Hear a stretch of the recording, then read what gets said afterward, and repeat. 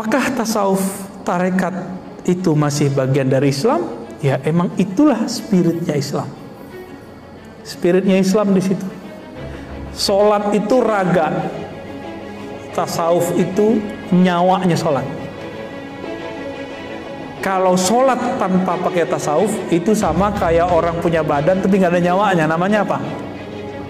Bangkai. Itulah kata Imam Athaillah, amalmu itu seperti badan.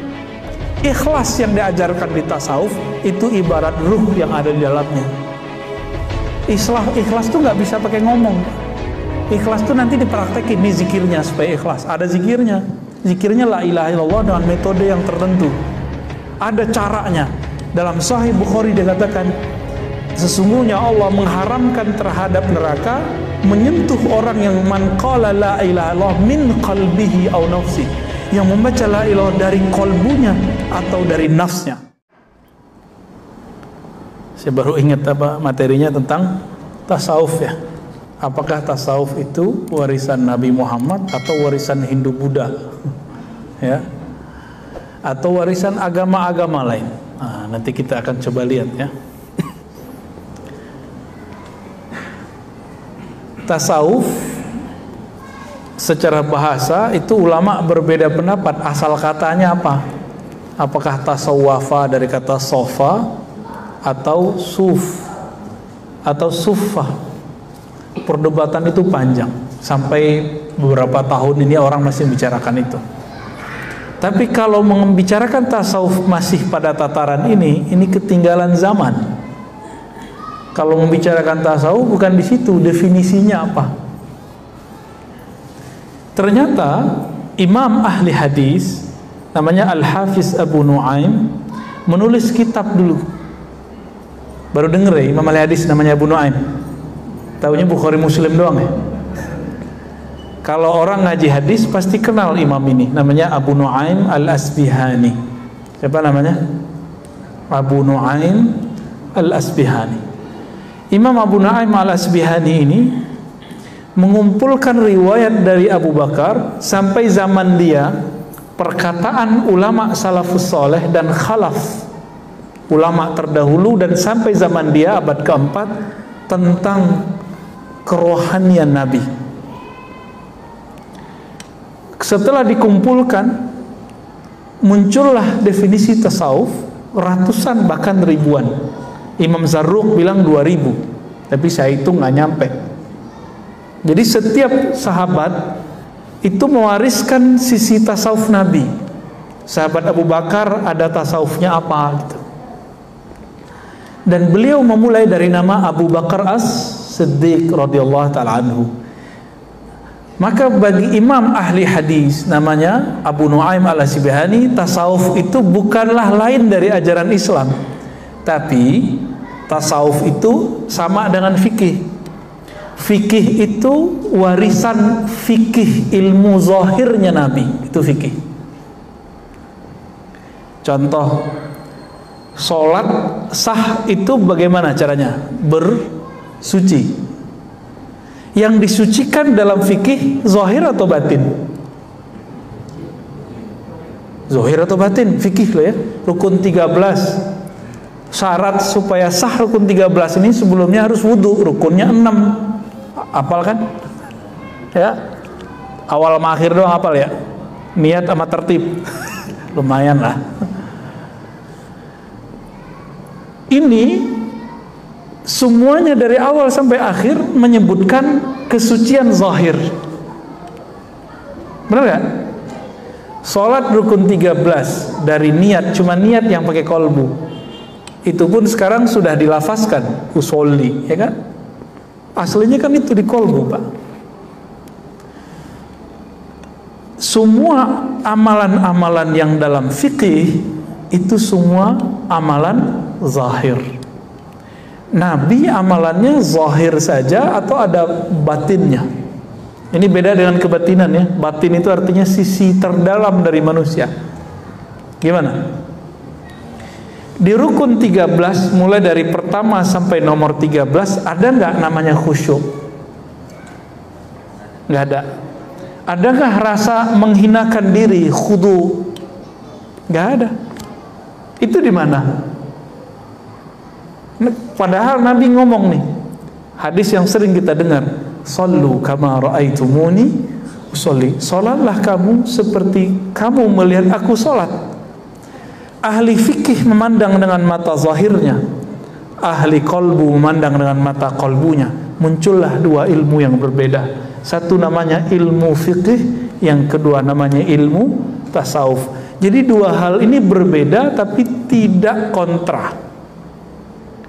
Loh, kok sekarang ada yang mencoba membuat dua ilmu ini kontra? Yang kontra itu otaknya dia. Fikih sama tasawuf nggak kontra. Mana buktinya? Imam Zarruq, Imam Sufi, dia mursyid Thariqat Syadziliyah.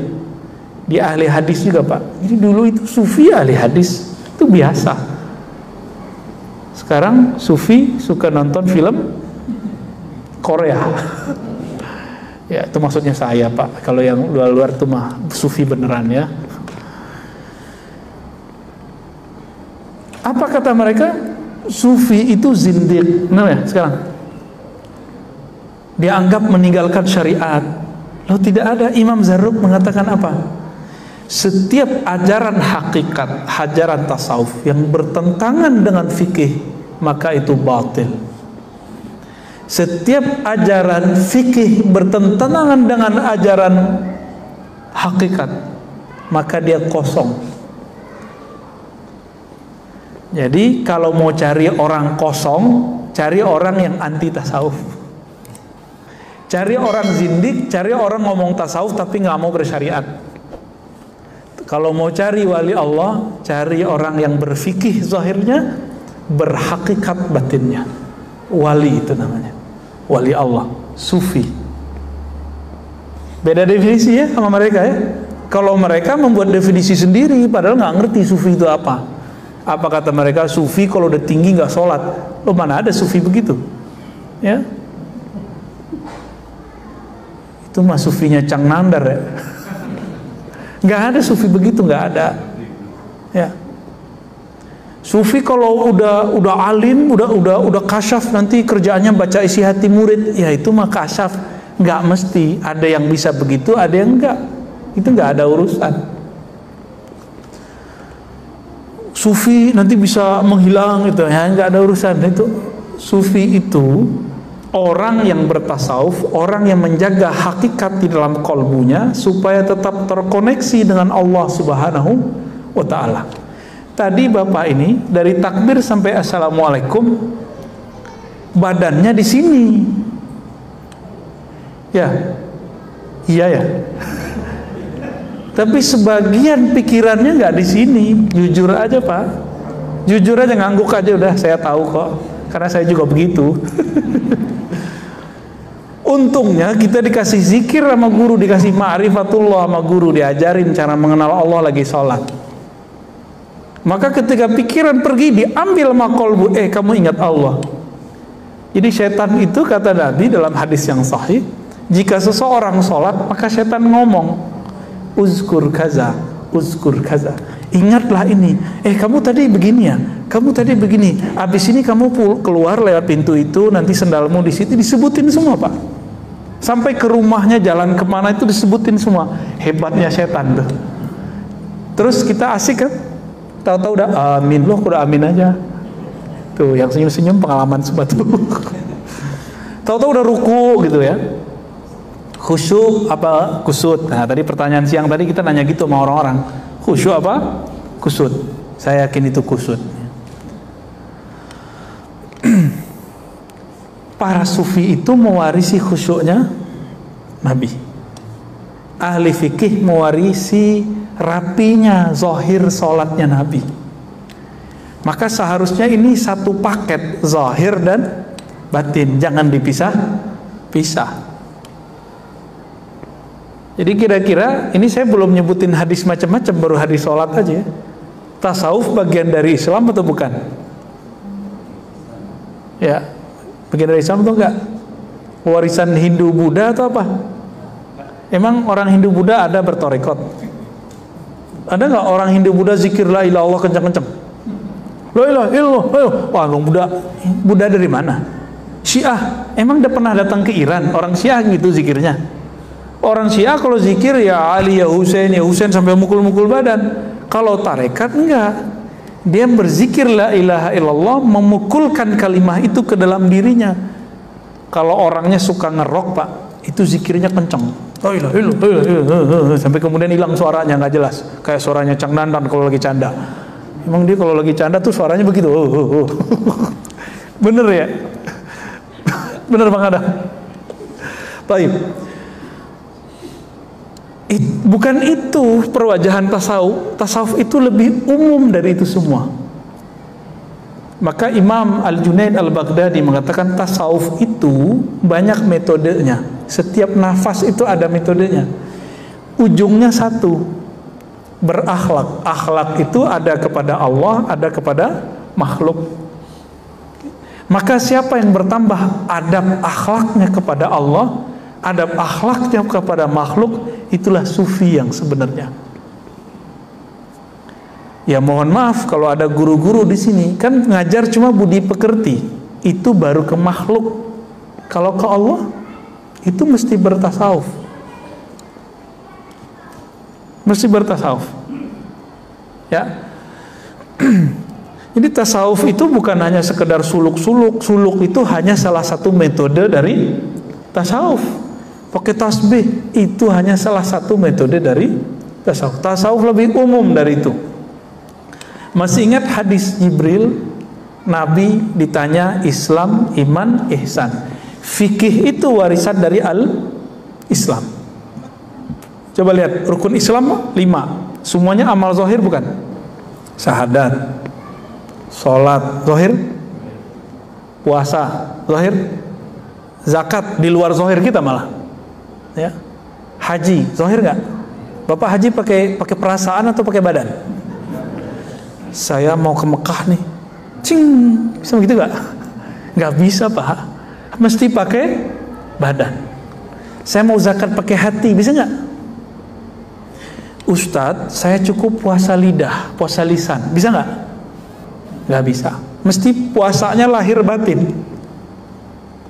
Karena ini lahir, turunlah namanya hukumnya, hukum fikih. Maka kalau belajar hukum yang ada di rukun Islam nggak lewat fikih, nggak sah fikihnya. Nanti bisa aneh. Muncullah di Jawa Timur dulu orang kalau sholat, dia sholat selalu pakai sendal. Karena dia baca hadis, Sallu ala ni'alikum. Sholatlah kamu pakai sendal, pakai tarompah, ya, benar namanya gitu. Itu mereka pakai sendal Pak. Jadi aneh nggak? Kenapa? Nggak belajar fikih belajar hukum Islam lewat fikih. Sama, ada orang ingin mengenal Allah, merasakan khusyuk, tapi nggak lewat tasawuf. Muncullah, mohon maaf, buku-buku cara sholat khusyuk, tapi isinya nggak ada yang menyentuh. Isinya cuma sampai perenungan, merenungi makna, memahami teks, sampai di situ doang. Nggak ada yang betul-betul khusyuk yang Nabi maksud, itu nggak nyampe. Tanya semua ustadz hari ini, hampir semua mengatakan khusyuk itu memahami bacaan. Mampus Bapak yang nggak bisa bahasa Arab. Ya, menakutkan khusyuk kalau begitu Pak. Pada berhenti sekolah, bukan berhenti sekolah, berhenti sholat. Pak, Bapak udah berapa tahun Pak sholat Pak? Dari kecil Pak ya? Udah 60 tahun? Dari dulu belajar bahasa Arab nggak? Enggak. Terus kalau ada ustadz bilang khusyuk itu harus mengerti yang dibaca, Bapak stres nggak mikirin itu? Ya, nggak mungkin itu. Orang Arab Badui itu betul mereka bisa bahasa Arab, tapi bukan berarti mereka bisa ngerti Quran Pak. Mereka sholat aja. Maka Arab Badui itu lagi sholat ada yang meludah, ada yang mainin tangan, ada yang ada cincin diputer-puter kayak anak kecil. Kalau lagi duduk dia mainin pasir. Nabi ngurusin sahabat yang begitu-gitu Pak. Jangan dikira sahabat Nabi itu semuanya seperti Abu Bakar, Umar, Utsman. Ada yang badui. Ada datang ke masjid cuma kentut doang, pipis doang tuh ada. Itu Arab Badui. Nabi ngurusin orang begitu dan gak pernah emosi, gak pernah bilang, ente zindik, masa masjid dipipisin? Gak ada. Sekarang cuma beda Sayyidina sama gak Sayyidina, kunut sama kunut, gak kunut. Ustadznya pakai doa jamaah, gak doa jamaah, itu rame di masjid. Mana akhlak nabinya? Ya, maka ada ilmu yang ketiga, ilmu kedua iman, ilmu ketiga namanya ihsan. Ihsan itu yang melahirkan namanya tasawuf. Di fikih ada metode ringkas belajar fikih. Bapak kalau saya suruh pelajari cara sholat, buka Al-Quran, bisa ketemu nggak rukun 13? Nggak. Di situ ada bacaan usoli, ada nggak di Quran? Makanya mereka biar nyuci otak orang awam begini, kamu baca nih Quran hadis, nggak ada usoli gitu, untuk batalin usoli. Emang nggak ada, ya. Dia aja nggak ada di Quran kok yang ngomong itu. Dibuka di Quran itu cuma perintah aqimus shalah, aqimis shalah, dirikanlah olehmu sekalian sholat. Cuma begitu. Cara sholat di mana? Di hadis. Oke. Sekarang buka Sahih Bukhari, Sahih Muslim. Ketemu nggak cara sholat rukun 13? Hadisnya nyampur-nyampur, Pak. Imam Bukhari nulis mawaqitus sholah, waktu-waktu sholat, satu bab besar. Habis itu kitabul azan, habis itu baru sifatus sholatin nabi, bukan Albani loh ya, sifat sholat nabi ala Imam Bukhari itu ada. Itu sebelumnya, setelahnya ada tambahan, ada wudu, panjang di situ. Dan gak ketemu tuh rukun yang 6, hadisnya banyak.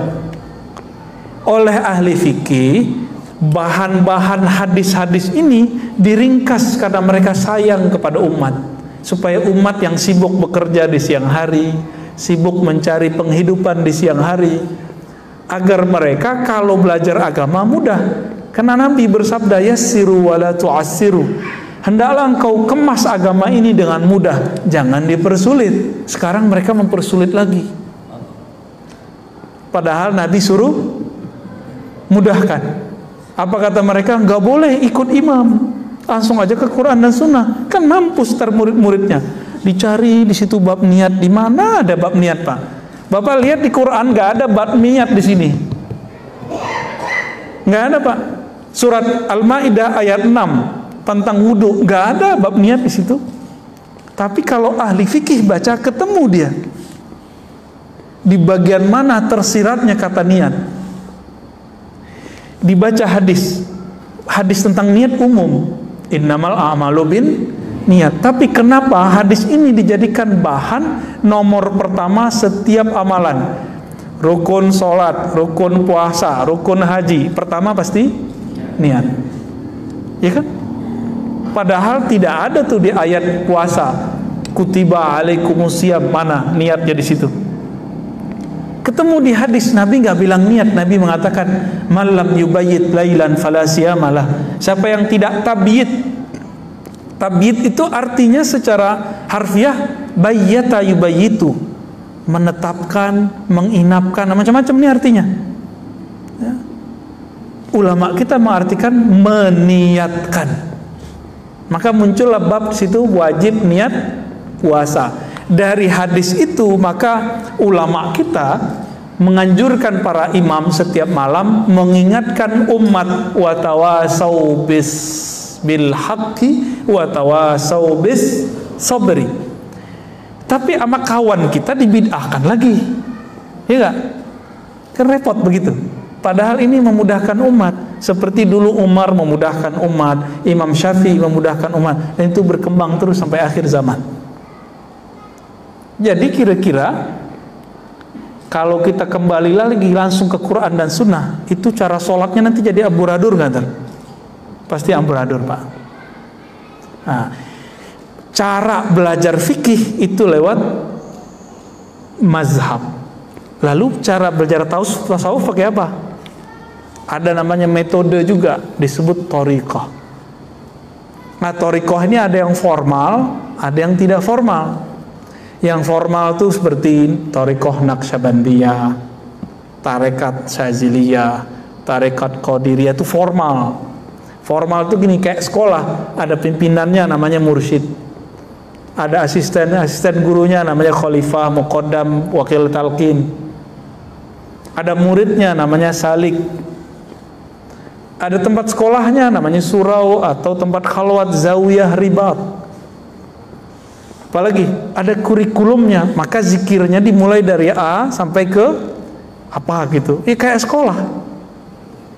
Saya mau tanya nih yang sekolah di pesantren, Nabi dulu ngajarin sahabat pakai kitab nggak? Selain Al-Quran, dimulai dari kitab Toharoh nggak? Bab bersuci gitu nggak? Nggak ada. Bid'ah nggak tuh? Kalau ahli fikih boleh buat begitu, kenapa ahli tarekat nggak boleh buat kurikulum zikir? Kok nggak boleh? Nah, maka kalau ahli fikih nggak ngerti ilmu tarekat, nanya dulu, gitu, ya. Maka bapak saudara ikhwan akhwat fillah, apakah tasawuf itu ajaran dari Nabi? Sudah terjawab, itu ajaran dari Nabi. Namun nanti metodenya disusun oleh para ulama sebagaimana ilmu fikih disusun oleh para ulama. Langsung saja ke Quran dan Sunnah. Kita tanya, Quran ini yang nyusun siapa? Ulama sahabat siapa namanya? Utsman. Ini mushafnya Utsman itu beda loh dengan Ibnu Mas'ud. Beda tipis. Beda lagi dengan mushaf Ibnu Abbas. Ibnu Abbas surat Al-Bara'ah, surat Taubah ada bismillahnya. Tapi suratnya sama. Suratnya susunannya beda-beda, Pak. Ada mushaf Ali. Itu dimulai dari ayat pertama turun, terakhir adalah ayat terakhir turun. Tapi nggak ada sekarang. Semuanya mereka serahkan kepada Sayyidina Utsman. Mereka udah sepakat nih biar mudah untuk zaman sekarang. Jadi kalau kembali ke Al-Quran itu sama dengan kembali ke ulama sahabat. Quran zaman Utsman udah pernah lihat belum? Belum. Saya pernah lihat, Pak. Quran mushaf namanya Masahif Utsmani. Bukan mushaf, masahif. Masahif artinya mushaf-mushaf. Ternyata beliau dulu menyalin 6 mushaf dan itu udah paling keren di zamannya. Yang agama-agama lain juga belum pernah. Dikirim satu untuk beliau. Berarti 5 keluar, satu untuk beliau. Salah satunya itu oleh Timur Leng, orang Uzbekistan. Disalin, kalau sekarang fotokopi, kalau dulu kan nggak ada mesin fotokopi, dikumpulkan ahli kaligrafi, khattat istilahnya, disalin semua. Saya baru lihat, oh begini model salinannya, sedikit beda-beda dikit dengan yang aslinya, hampir sama, nggak ada titiknya, Pak, nggak ada barisnya. Terus yang ngasih baris siapa? Yang ngaris harokat siapa? Tasdid siapa? Titik siapa? Ayo siapa yang ngasih? Ulama. Katanya nggak boleh ikut ulama, langsung aja ke Quran dan Sunnah. Kayak istiqomah ini ya. Hah? Iya, temannya Bapak. Iya, jenggotnya sama, Pak. Ya, tapi itu jenggotnya tawadu, Pak. Mancing-mancing dia. Gak boleh Cang Nandar. Kata mereka apa? Langsung ke Quran. Quran ini yang menyempurnakan cara bacanya ulama. Bacaannya sama. Jadi kalau Utsman bin Affan baca, kita baca Quran kita begini nih, lengkap nih. Banyak awan-awannya kan? Ya kan? Ada baris-barisnya. Itu bunyi sama dengan Utsman. Kalau dia baca Quran kita dia nggak ngerti, Pak. Sama seperti kita nggak ngerti baca Quran Utsman, tapi teksnya sama, cara bacanya beda karena Utsman belum dikasih tahu cara harokat ini. Seperti kita nggak dikasih tahu model dulu yang tidak ada titik, koma segala macam. Kita beruntung, Pak, hidup sekarang. Kalau hidup zaman dulu, Bapak ini harus hafal Quran semua. Ini cukup imam kita aja ngapal kan? Ini udah mau Ramadan, imam kita mulai murojaah nih, daripada al-hakum takasur mulu. Bapak saudara ikhwan akhwat fillah, Maka ulama ahli zikir yang mewarisi rohani Nabi, mereka mulai membuat kurikulum. Kurikulum pertama masuk tasawuf adalah taubat. Taubat itu kalau dibuat ke belakangnya, di dalamnya ada namanya tazkiyatun nufus. Jadi tazkiyatun nufus itu sebenarnya subbab dari taubat. Taubat adalah bagian dari tasawuf. Sekarang mereka nggak mau menggunakan nama tasawuf. Pengurus masjid ikut-ikutan, takut ditinggal jamaah, Ustaz. Jamaah ikut Ustaz atau Ustaz ikut jamaah? Ini kedua kali saya nanya dalam 2 hari ini. Saya mau nanya, Pak, jamaah ikut Ustaz atau Ustaz ikut jamaah? Yang benar yang mana? Oke. Jadi selera kajian itu seharusnya selera si Ustaz atau selera jamaah? Tuh kan kebolak-balik. Yang kejadian hari ini selera jamaah yang dikemukakan. Ya jamaah taunya itu aja. Ya, ditawarin kita mau 11 atau 20, ya jamaah milih 11 tarawih, ya kan? Kalau ulama taunya cuma 20. Kalau ulama kalah sama jamaah, milihnya berapa? Ayo, ini gimana nih Tat? Ini mau 11 atau 20 ntar nih? Yang mikir 20. Waduh, gawat nih. Tapi 20 di sini ya? Belum? Bapak cari semua kitab fikih yang mu'tabar, nggak ada sholat tarawih 11. Cari aja Pak, tanggung jawab dunia akhirat. Baru belakangan muncul Imam Son'ani, ya, Albani, Mubarakfuri, baru belakangan. Nggak ada ulama terdahulu. Katanya mazhab Syafi'i. Kunut sih udah bagus. Antum udah kunut kan? Ya udah kunut ya. Kayaknya mulai terancam nih yang 11 nih. Ya, ntar ngomong lagi, Tat, aneh belum lahir udah 11 rakaat. Emang itu dalil? Sejak kapan? Saya belum lahir di masjid udah 11 rakaat. Emang itu dalil? Kan enggak konsisten orang-orang ini. Banyaklah masalah kita Pak. Ini kita cuci-cuci, bongkar-bongkar ini. Ya. Siap dibongkar? Hah? Bongkar.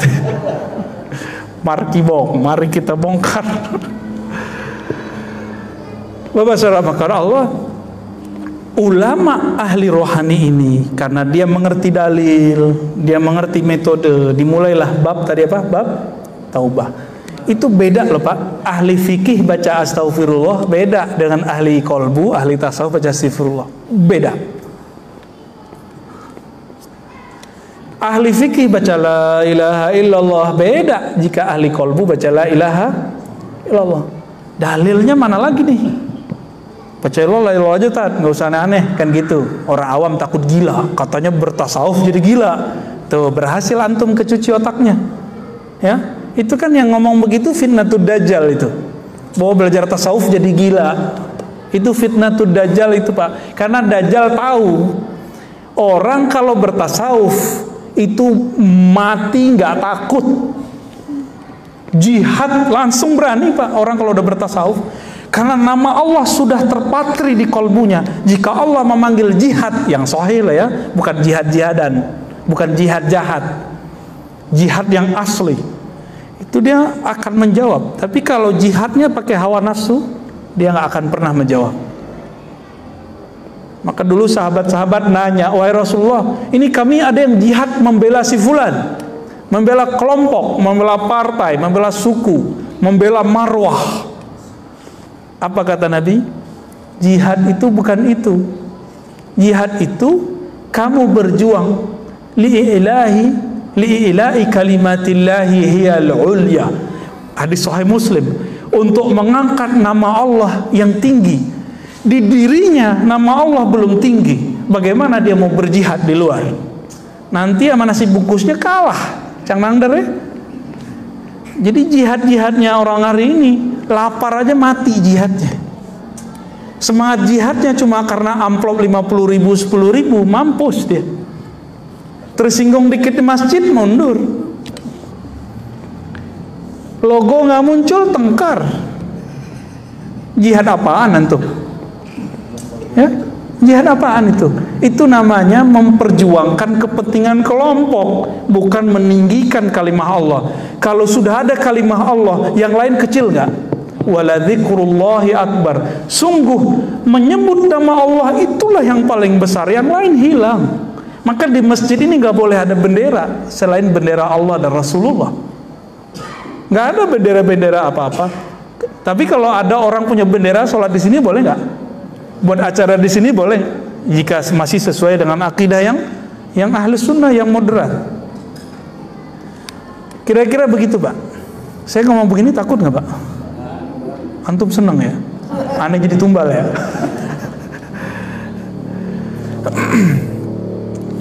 Ahli-ahli tasawuf ini karena di kolbunya dibimbing orang bertaubat. Karena ahli tasawuf tahu orang bertasawuf itu bukan berarti suci, tapi justru belajar kalau kotor gimana cara menyucikannya. Saya mau sholat tapi lagi junub, wajib nggak mandi wajib? Bapak berani nggak lagi junub, habis malam pertama subuh nggak pakai mandi, berani nggak? Baru pulang keluar kota nih, Cang Nandar nih, pulang-pulang langsung serangan. Subuh berani nggak sholat tanpa mandi wajib? Nggak berani. Kenapa? Tubuh terasa kotor. Ini masjid zahir, tubuh zahir tidak berani masuk. Di kolbu kita ada tempat mengingat Allah, namanya kolbu fuad, sir. Itu wilayah di dalam kolbu. Maka Allah mengatakan sesungguhnya Dia ya'lamu sirra wa akhfa. Surat Toha. Sesungguhnya Dia mengetahui sir, rahasia, dan akhfa, dan apa yang tersembunyi dalam rahasia-rahasia itu. Kalau kita masih pakai junub rohani, apa junub rohani? Lalai mengingat Allah, belum dimandikan dengan tobat, nggak bisa Pak masuk ke situ. Itulah sebabnya kenapa sholat antum tadi nggak khusyuk. Badan secara zahir sudah masuk ke masjid zahir, tapi nyawa kita belum nyasuk, belum nyambung dengan kolbu. Kenapa? Nyawa kita belum ditobatkan, nafs kita belum ditobatkan, belum bertobat dia.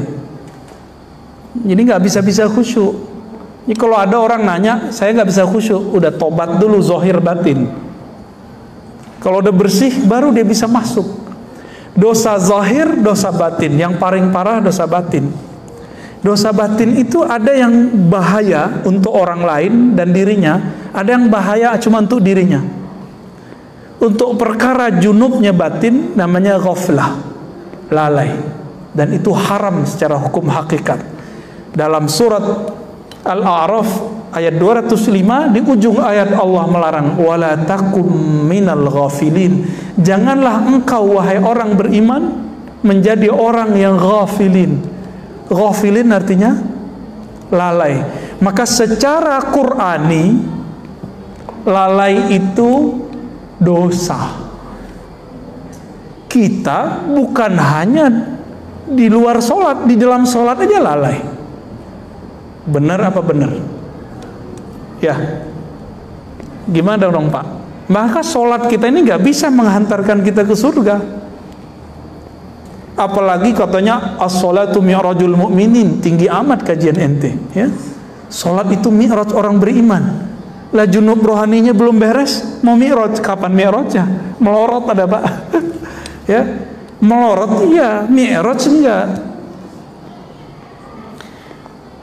Ulama tasawuf meramu, jadilah namanya thariqat formal, Naqsyabandiyah. Tadi Pak Imam di Pekanbaru konfirmasi sama kita, Ustaz, semangat Pak Imam kita karena beliau ingin merubah. Ya, di kampung saya kalau ada orang thariqat suluk, orang Naqsyabandi suluk 40 hari, kalau udah nggak suluk dia nggak sholat di masjid. Ini thariqat apaan nih katanya? Loh, gak ada urusannya sama thariqat, itu urusannya sama orangnya. Kenapa? Di tempat saya orang kalau sudah suluk rajin ke masjid. Ini salahnya di mana? Orangnya nggak diajarin kalau habis suluk ada adab setelah suluk, yaitu sholat jamaah. Orang jemaah tabligh kan diajarin Pak, ada nama bayan tangguh namanya. Nggak tahu masih sama nggak istilahnya. Orang mau pulang nih dikasih bayan itu kayak semacam mentoring sebelum pulang. Nih supaya frekuensi iman ente masih sama ketika khuruj dan setelah khuruj, dikasih. Di tarekat sekarang hilang. Saya teliti, ini jemaah tabligh ini ilmunya dari mana sih? Ternyata pendiri jemaah tabligh mursyid tarekat Naqsyabandiyah, Qadiriyah, Khistiyah, Suhrawardiyah, ahli hadis, mazhabnya Hanafi, akidahnya Maturidiyah. Maturidi ini kan sama dengan Asy'ariyah, beda tipis. Mursyid. Makanya dia buat tarekat informal ala jemaah tabligh. Kebaca sama Syekh Albani, apa kata Syekh Albani? JT, jemaah tabligh adalah sufi gaya baru. Jadi mereka musuhin JT juga Pak. Bapak tiba-tiba musuhin JT juga, kan repot. Banyak di masjid-masjid kampung musir, karena masyarakat ini nggak ngerti jemaah tabligh ini sebenarnya sama dengan dia. Cuma mungkin risih sebagian orang nggak ngerti pakaian begitu itu kan biasa. Cuma kalau dia masuk ke kampung tertentu, orang kampung itu belum biasa Pak pakai baju-baju begitu. Ya kita maklumilah ya. Jadi kalau ada jemaah tabligh yang disuruh sir, ya salah antum, nggak ta'aruf duluan. Ta'aruf duluan. Ya. Baik. Udah jam 7:30 Pak. Apakah tasawuf tarekat itu masih bagian dari Islam? Ya emang itulah spiritnya Islam. Spiritnya Islam di situ. Sholat itu raga, tasawuf itu nyawanya sholat. Kalau sholat tanpa pakai tasawuf itu sama kayak orang punya badan tapi nggak ada nyawanya. Namanya apa? Bangkai. Itulah kata Imam Athaillah, amalmu itu seperti badan. Ikhlas yang diajarkan di tasawuf itu ibarat ruh yang ada di dalamnya. Ikhlas tuh nggak bisa pakai ngomong Pak. Ikhlas tuh nanti dipraktekin, nih zikirnya supaya ikhlas. Ada zikirnya. Zikirnya la ilaha illallah dengan metode yang tertentu. Ada caranya. Dalam Sahih Bukhari dikatakan, sesungguhnya Allah mengharamkan terhadap neraka menyentuh orang yang man qala la ilaha illallah min qalbihi aw nafsi, yang membaca la ilaha dari kolbunya atau dari nafsnya. Ini dua tingkat ini. Kalau versi ahli hadis ini dikatakan ragu, tapi kalau versi ahli zikir ini tingkatan. Ada orang baca la ilaha pakai kolbunya, ada yang pakai jiwanya, hasilnya beda. Kalau pakai jiwa jingkrak-jingkrak Pak jadinya. Kalau pakai kolbu bisa nangis. Itu bedanya ya. Udah azan? Kita cukupkan? Kita skip dulu. Semoga Allah meridhai kita semua dan menjadikan kita pewaris zahir ilmunya Nabi dan batin ilmunya Nabi. Amin ya rabbal alamin. Wassallallahu ala Muhammad. Assalamualaikum warahmatullahi wabarakatuh.